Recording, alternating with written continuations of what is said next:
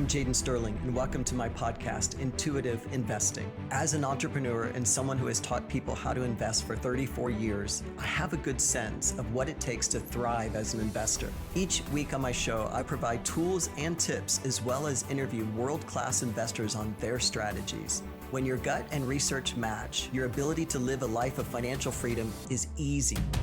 Welcome to Intuitive Investing, and let's get started.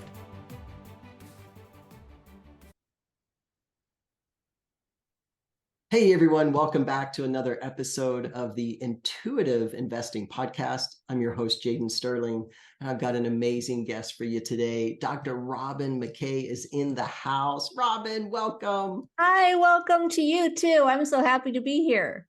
We're happy to have you here. And Robyn is an authority on spiritual intelligence. Robyn is a top advisor to high EQ executives and leaders at Fortune 500 companies, as well as elite level performers in entrepreneurship, sports, and entertainment. Robyn has a PhD in counseling psychology from the University of Kansas. We're not in Kansas anymore now, are we? We're certainly not in Kansas anymore. Awesome. So thanks again for joining the show today. And we were connected through a dear mutual friend, Jennifer Longmore. Yes. Who I love dearly, and she speaks so highly of you. So I'm happy to introduce you to my audience today, and just want to hear more from you. Like, tell me how you work your spiritual magic with these elite executives and performers and things like that. You know, that's such a great question. I'm so honored to be here with you today. So thank you for inviting me. And, you know, I've been working with top performers for about 15 years now, I would say. I actually started my business even before I finished my PhD. And the thing that really lights me up is working with people who live at the intersection of intelligence and creativity. So they're both very bright. They have very fast processing speeds. In other words, they're able to figure things out quickly, make sense of things, and know what to do about them. And they have the capacity to be very creative and innovative. So to generate novel and unique solutions to everyday problems. And where I find it's so interesting, at that intersection, there are a whole bunch of people who are spiritually intelligent, who are very connected with their intuition. But a lot of them, like me, for a long time in my life, kept that kind of behind the scenes. I always felt like when I was working in the clinical world that I had to keep my intuition, my ability to be a medium basically, and speak with people on the other side and help them transition and communicate with my clients and the people who have passed on at the same time. Those kinds of things I kept behind the scenes. And I found the more I did that, the more burned out I became. And then I subsequently discovered that the more I allowed my natural intuitive gifts to come forward and to be a part of the conversation, the easier it was for me to do my work. And so is the case for my clients as well, as they come to me and they often uncover their intuition or acknowledge it for the first time in a way that they weren't able to before that. A lot of my clients come from tech and healthcare.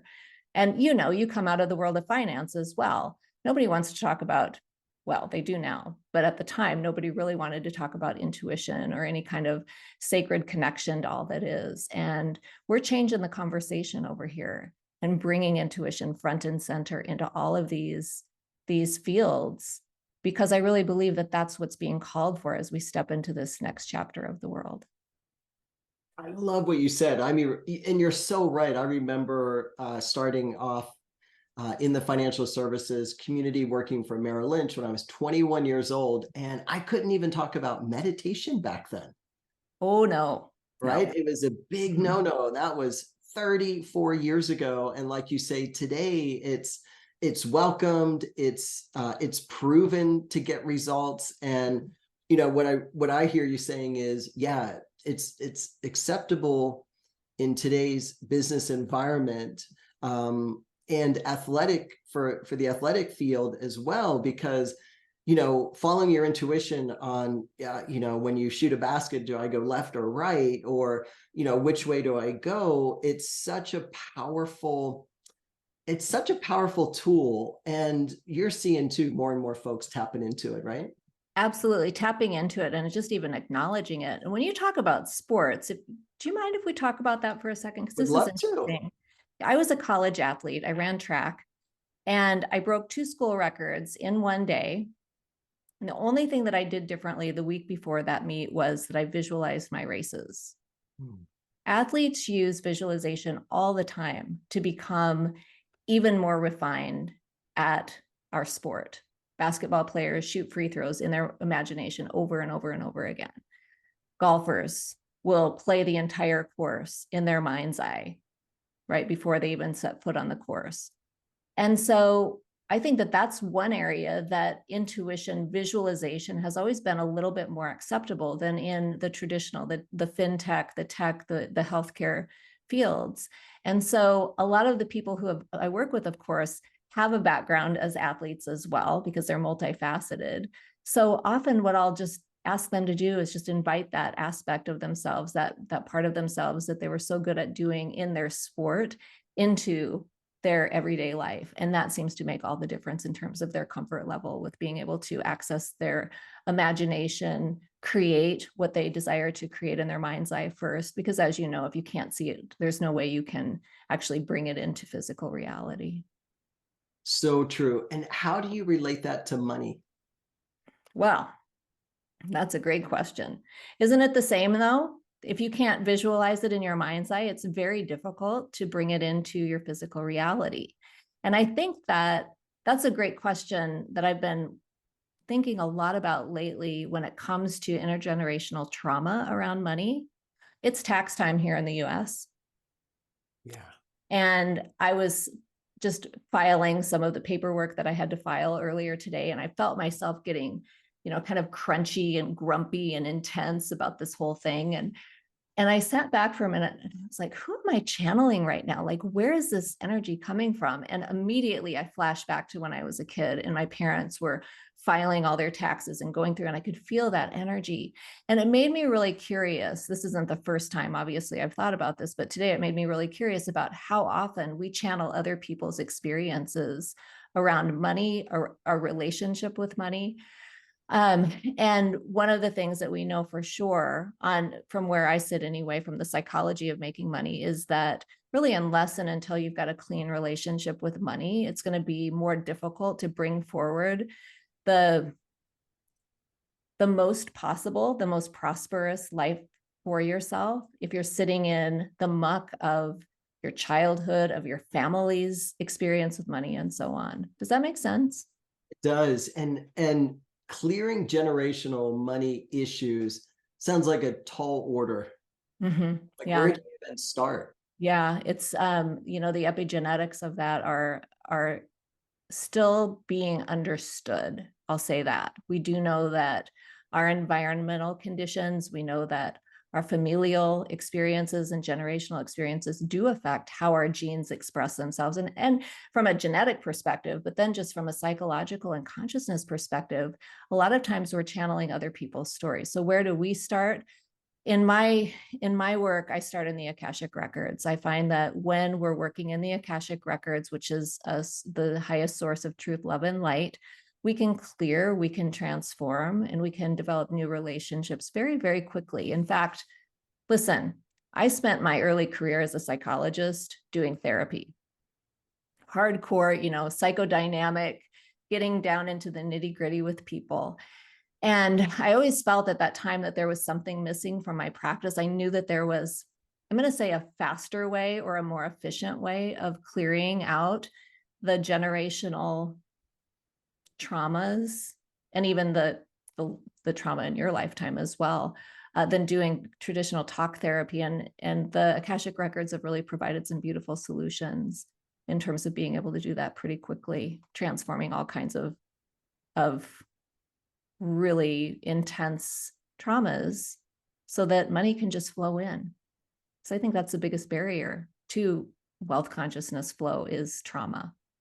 I think you're really onto something, because if we look at our history as a nation, I mean, there were debtors' prisons. People would lose their life for having money issues, not being able to repay money.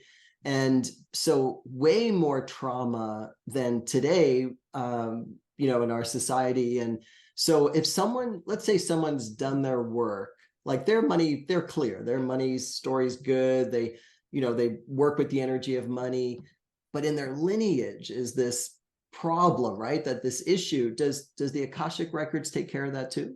Yeah. Yeah, we can clear the generational, genetic, societal, and cultural traumas as well.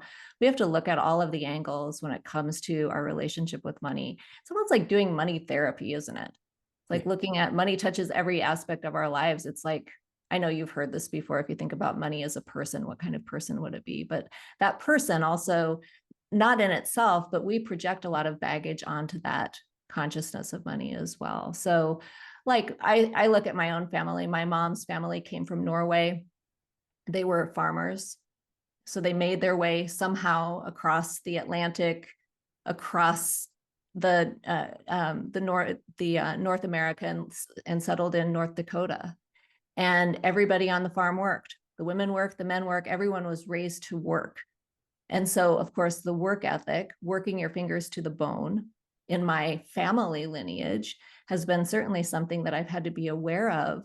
And then my experience in the Akashic records, it's a little bit, Jaden, like just plucking these burrs out of the field and just throwing them into the holy fire for transformation. And I think you can even get a sense of that, even as we just did that just now, just plucking that out and throwing it into the holy fire. And then the beautiful thing is I work with the Lemurian High Council, and the Lemurians are all about the crystalline technologies. And so then they just help me just download these beautiful crystalline technologies into any spaces, any crevices that have been exposed by removing those burrs.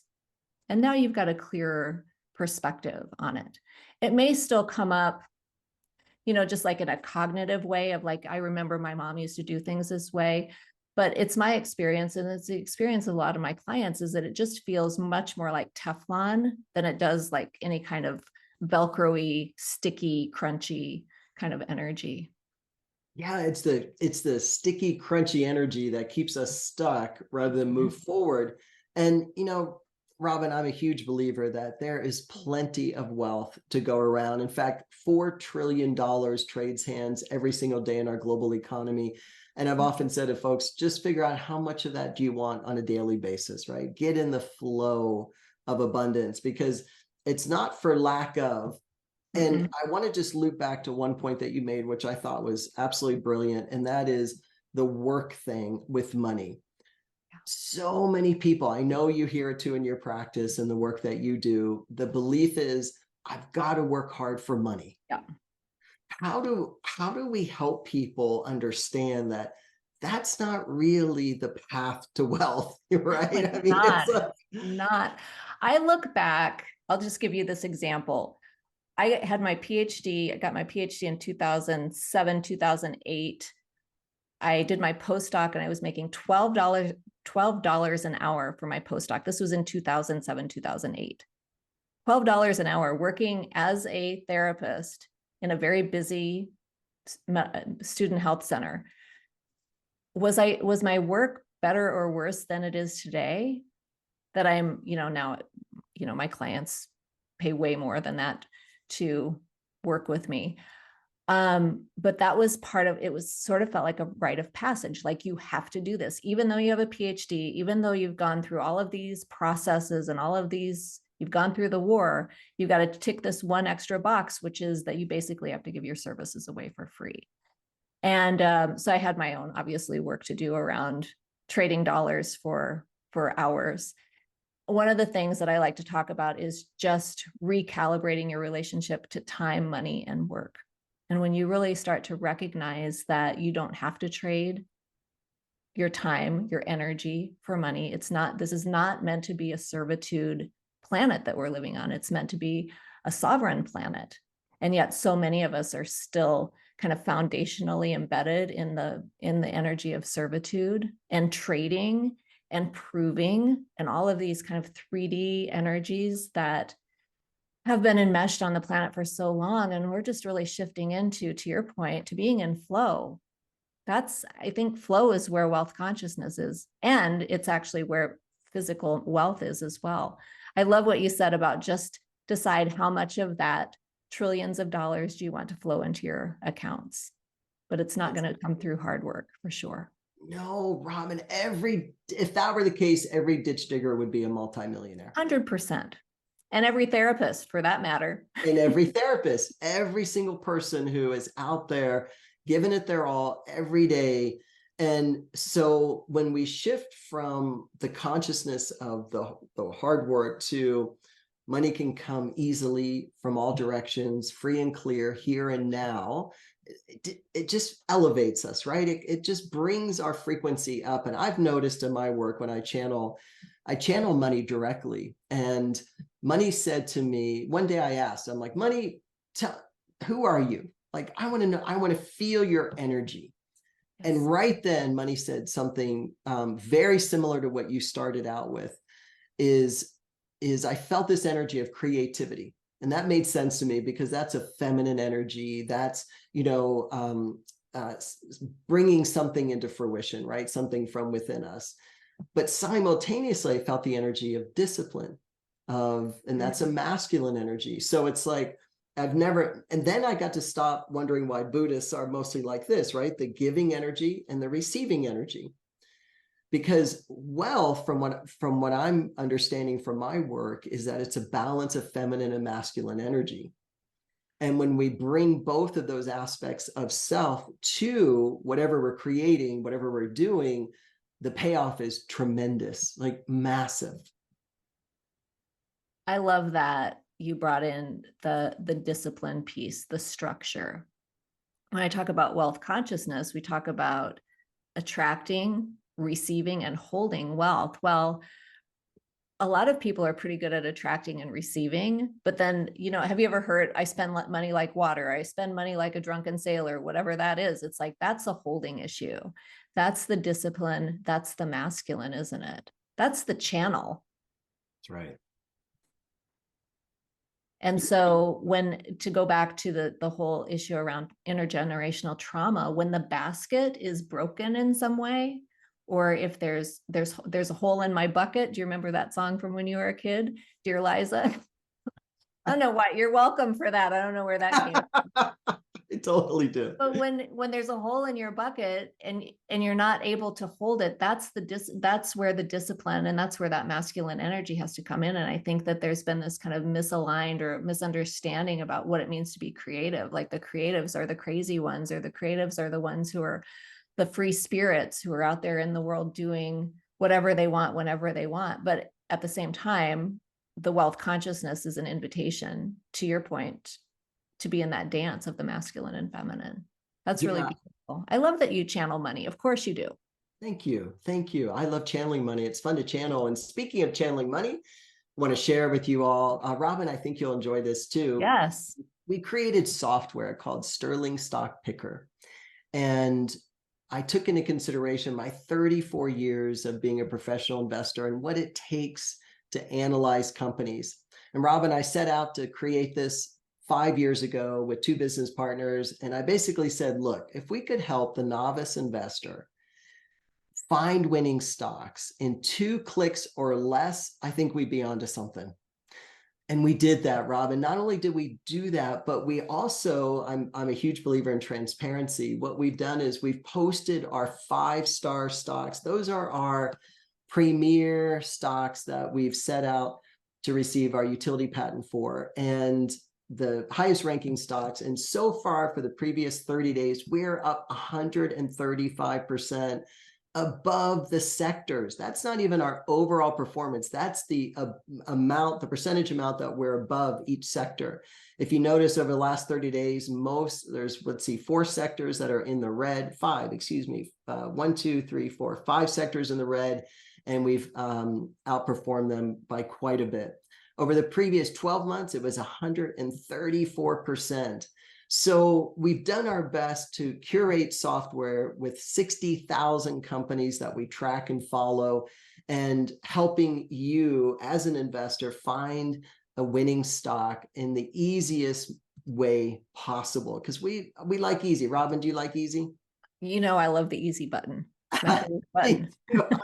I had one on my desk. I can't find it. I think when the kids, but Or I even like the I Dream of Jeannie easy. that's right. That just Just nod the blink, head just and yeah, just blink. just blink. So y'all can just blink. You can choose. We even, Robyn, I think you'll like this feature. Oh, We I even love this. personal values, right? Yeah, yeah. Every company is linked with a personal value.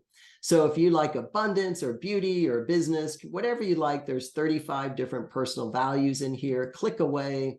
You can even look at the buy now button, industry best only. I love that. Or if you're looking for dividend paying stocks, we'll track dividend stocks that are increasing their dividend.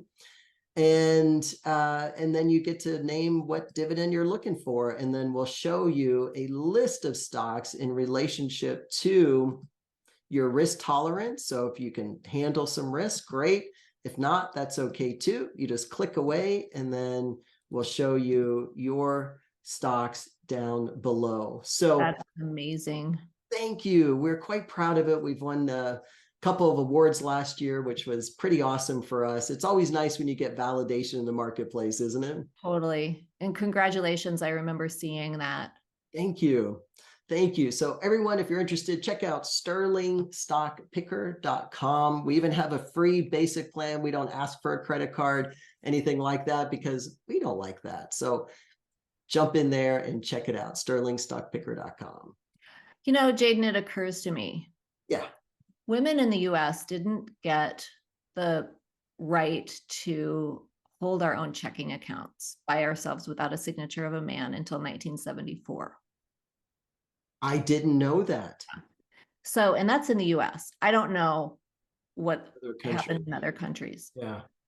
But it occurs to me that my generation, Gen X, is the first generation of women who have actually had that full permission as physical beings to do that. But if you think about women's stories with money throughout the generations, as we know the generations to be anyway, I think that something like Sterling Stock Picker is so important because it does give, especially women, everybody, but women especially, the opportunity to really look money in the eyes. That's one of the things that I learned from our friend Jennifer Longmore: look money in the eye, and to take responsibility for it and to understand it and to get to know it. What better way to do it than this in this very safe structure of the Sterling Stock Picker? My goodness, it's really amazing.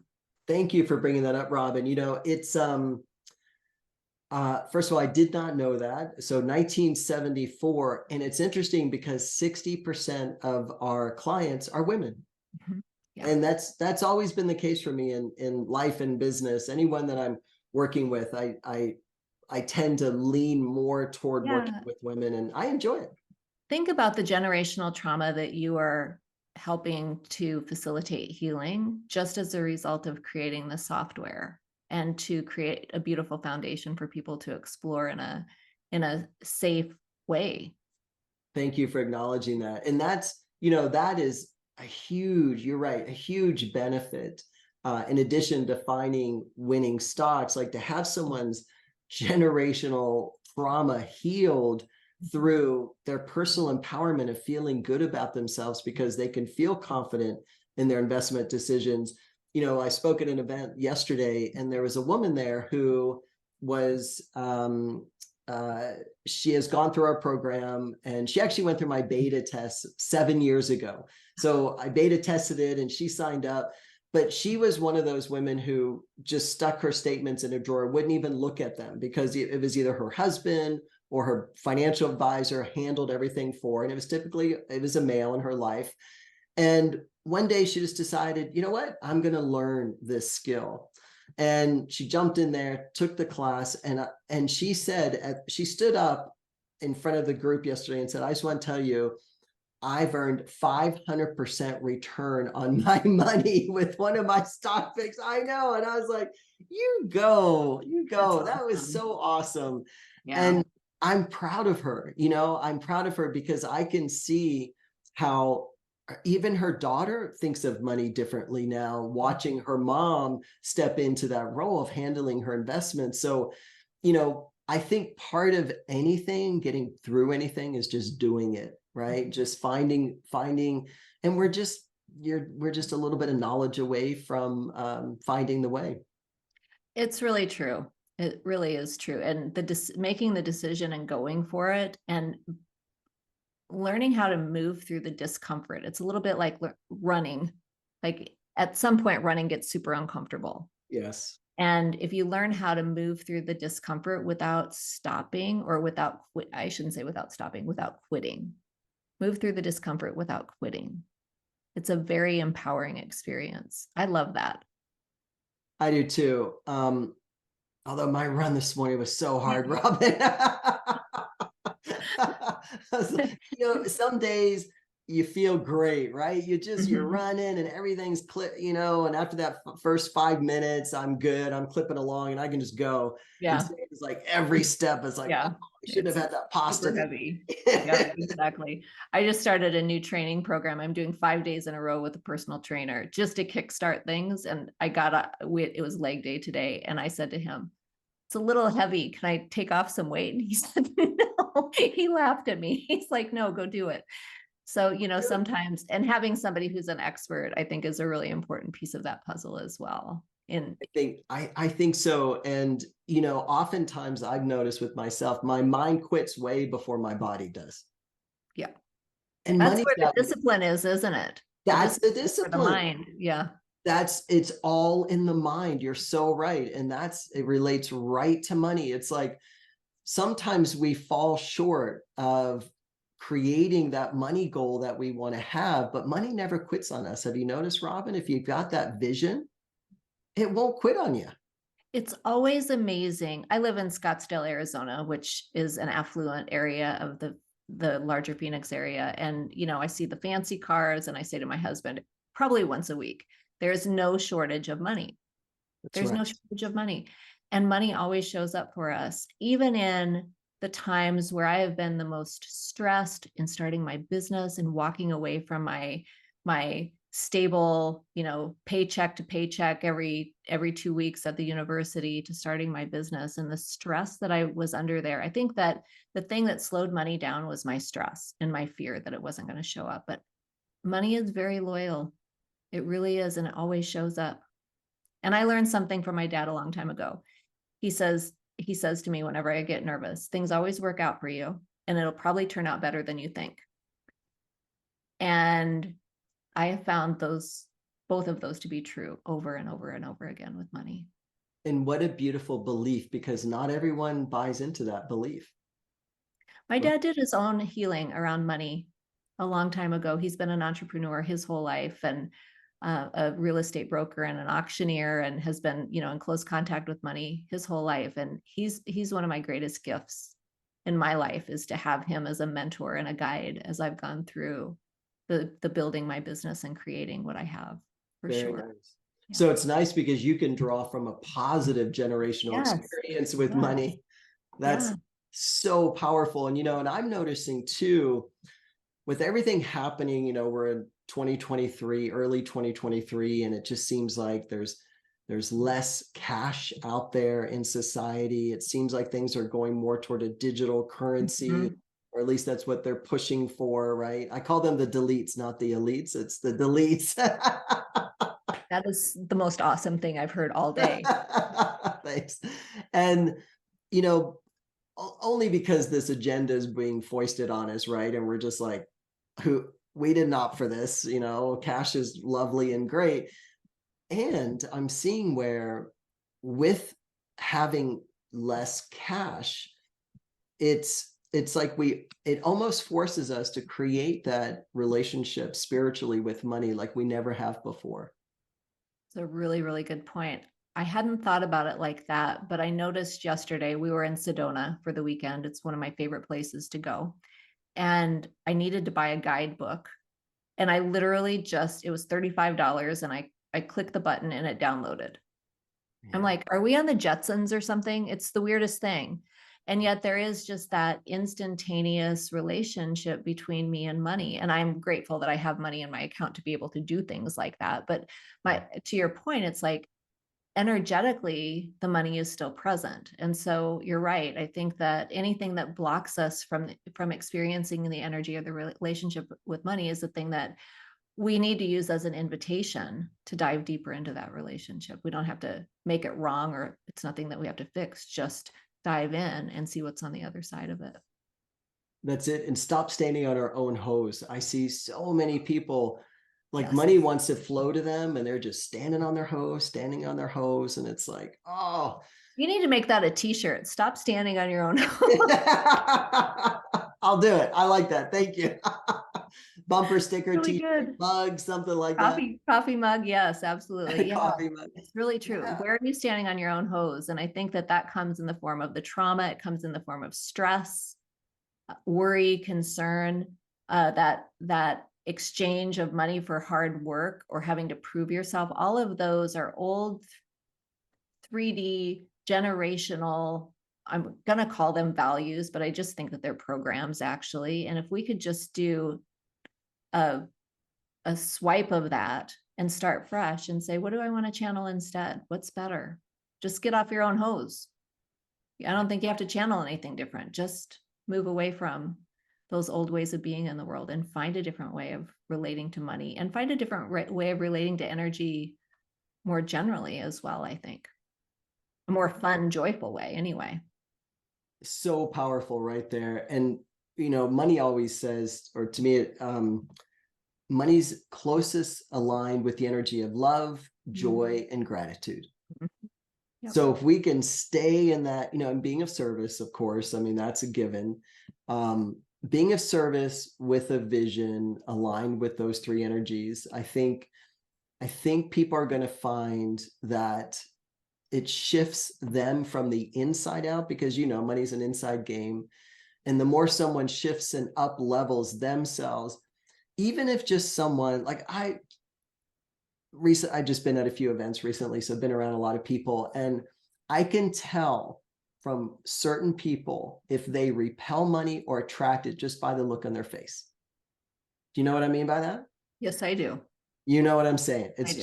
It's like, and then if I have a conversation, that conversation supports the information that came to me, whether they attract it or repel it. So if y'all are in a situation, oh, here's the Southern drawl coming out, Rob. I was for a long time. Just turn that look on your face to a smile, and that one little thing, so simple to do, can really help switch up the vibe. It can really help increase the frequency and bring money to you. So it bears out in the research too. I'm a science girl from way back. Good. So I have to share this with you because this is something that I got really interested in years ago. Science of positive psychology has a real hard time proving anything causes anything else. If you read psychological research, it's always there's a relationship between, except in this one case, and that is the case of the relationship between happiness and success. So in all of the meta-analyses that have been done across the years, what's been shown is that people who feel their best are actually going to be receiving more money. They're going to be not just happier, they're going to be more successful than those who are not. In other words, happiness creates the conditions for success to arise, and then success creates more happiness. So when you literally turn the frown upside down, I know I just probably sounded like I was from Sesame Street, but literally it changes your brain chemistry and you start seeing things in a different way. So managing and paying attention to how you're feeling is so important when it comes to the relationship of money, when it comes to channeling wealth consciousness, when it comes to making money. The better you feel, the easier it is. And there's your t-shirt. When you turn that frown upside down. Turn that frown upside down. I have a couple of those. We start out the mornings at my house. Teamwork makes the dream work. And there's no I in team. Attitude is everything. We have all of those. Yeah. Turn that frown upside down. Like they just crack me up because they're so corny, but there's also such truth to it that I think it's so important to just bring that forward, and it makes us laugh, which is priceless. The end game anyway. That's right. Totally. We start off with how good can you stand it? I got that from my friend Sonia Choquette. I love her. She's my first teacher. You know that? I didn't know that. Oh. I started working with her back in, oh my gosh, right after my spiritual awakening. She was the first. My dad handed me her book and he said, you need to read this. And after I read it, I was like, Sonia's my teacher. And I ended up working with her and her team for like 7 years. So I yeah. love that. That's so neat. I didn't know How that. good. Yeah. Oh, so How good can you stand it? Yep. we give thanks to Sonia Choquette for her words of wisdom. She's a beautiful soul. She's I love her. wonderful. You know, she I had her on my podcast a few years ago, 2 or 3 times, and I just loved interviewing her because it was always so good. And I remember her saying, talk about manifestation. You probably heard this story from her where she said one day to her team, I'm going to be on TV today. And they said, what are you talking about? I see your schedule. You're not booked on a show. And she said, you just watch. So that afternoon, Sylvia Brown was on, was it Steve Harvey? What show is she on all the time? Some guys. Oh, I don't remember who Sylvia was on back in the day. I can't remember his name. I It thought wasn't Donahue. Donahue was before them, I think. Ford. Yeah. Maybe it was Steve Harvey. I thought it was Steve Harvey. Anyway, she says on the show, and Sylvia never used to ever talk about anyone else's work but her own. She said, you know, there's a really good book out by Sonia Choquette. And she spoke the title of the book. And she just said a little something about her. And then, so there you go. Sonia to me is like master level manifester. She really taught me so much about manifestation and the joy of it. And I remember, especially when I was working closely with her, and she has got an older sister, Cookie, who is she helped raise me. Those guys, that whole team helped raise me. I swear I wouldn't be where I am without them for sure. I had no idea. But oh yeah, I know you can feel my heart when I talk about my gratitude for them, but just the joy with which I learned how to manifest. They introduced me to the Kabbalion. They introduced me to just the practice of manifestation and creating the life that you want to create. And that's how I got into grad school. That's how I got my postdoc. That's how my husband sat down next to me at the counter at True Food Kitchen 8 years ago. And like all of these major events in my life have come through the process of manifestation that I learned from Sonia. I love it. Yeah. And so now being able to be in a place in my life and in my work where I get to teach others the gifts that they ignited in me. I mean, it's magical. It's all awesome. Magic, Jaden. It is. It is. And universal law. That's part of it too, because when you start to understand universal law and work with the principles and then move yourself out of the way, right? Any doubt, fear, anything like that, standing on your own hose, all the good stuff starts coming in and it rolls in fast. And that's what I love about the work is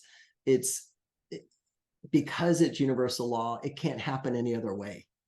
Yep. Yeah. I love this conversation. It's so juicy. I know. I wish we could keep talking. You're going to be on my podcast though. So we're going to continue the conversation. I am looking forward to that, Robyn, very much. And so tell me, I always ask every guest 2 questions around intuitive investing. I'm curious, how do you use your intuition when it comes to investing? You know what? I always lean in first to how am I investing in myself? And when I do that, we talked about Sonia. Jennifer Longmore has been a mentor of mine for a long, long time now as well. And whenever I'm ready for a new mentor, that's one of the first places I'm going to invest in myself. I really believe in the power of mentoring. Jennifer said this one time. She said, you always hire your future self. And I thought that was so important for me to hear because I've worked with her for so long. And I'm like, I like that version of my future self if that's what's to come for me. So that's where I really spend a lot of investment of time, money, energy is investing in myself, in my work, in my business, in terms of getting the proper and expansive mentoring of what's possible for me and surrounding myself with people who don't just believe in me, but actually believe me when I talk about my greatest hopes, dreams, and desires, when I talk about self-actualization. And they're my believing eyes. And that was one thing I learned also from Sonia is you've got to have believing eyes around you. So that's what I invest a lot in is believing eyes. And I will say this, that Sterling Stock Picker is on my list of other things to invest in because it's time for me to start compounding my own money and learning and developing that relationship with my money as well. Oh, we'd be honored to have you as a subscriber. That'd be wonderful. You just let us know when you're ready, and I will. we'll give you the first class treatment through the whole process. Thank you. Well, I don't expect anything less. I think that you do that with everybody for sure. So I appreciate that. Absolutely. Thank you. And so, all right, so I absolutely am on the same page as you, investing in your own growth, working with people who are where you want to go, help take you there. Believing eyes. I've never heard that term before. I like it. Isn't it so nice? Believing Oh, eyes. You've got to have your believing eyes. And that's one thing I learned from Sonia all those years ago. And when I would go and I would talk to Cookie, or I would talk to one of the other team members about something that I was doing, my PhD, whatever, and they'd just say, it's already done, Robyn. It's already done. It's already done. And that was a mantra that I've taken with me my whole life, is it's already done. That way I don't have to worry about it. And then I learned from Jennifer also the and better. I always want the and better. Because the and better, like our conscious minds have this idea of like what would be the best thing ever, but that doesn't give God and the universe room to play and to create. It doesn't give our spirits room to dance. And so when we say the and better, that gives creative license to the universe to come in and surprise and delight us. Love that. Universal playground to surprise and delight. Yes. So good. So good. Okay. Robyn, you are so fun. Thanks so much for coming on the show. I'm so happy to have been here. Oh, me too. I definitely want you back on. So you'll let me know what your schedule's like, and we'll get you scheduled back again. And hey, I really appreciate you. Everyone, Robyn's links will be in the show notes. So please check out her work. You heard how amazing she is. You'll love her message and what she has to say. Check her out. And thanks again for tuning in to another show. I look forward to seeing you on another intuitive investing podcast. Robyn, you're the best. Thank you. Awesome. Thanks, everyone. Thanks for listening to this week's episode of Intuitive Investing. If you enjoyed this week's episode, make sure to subscribe and leave a review. For other helpful resources, please visit sterlingstockpicker.com. That's STERLING stockpicker.com to access free intuitive investing training.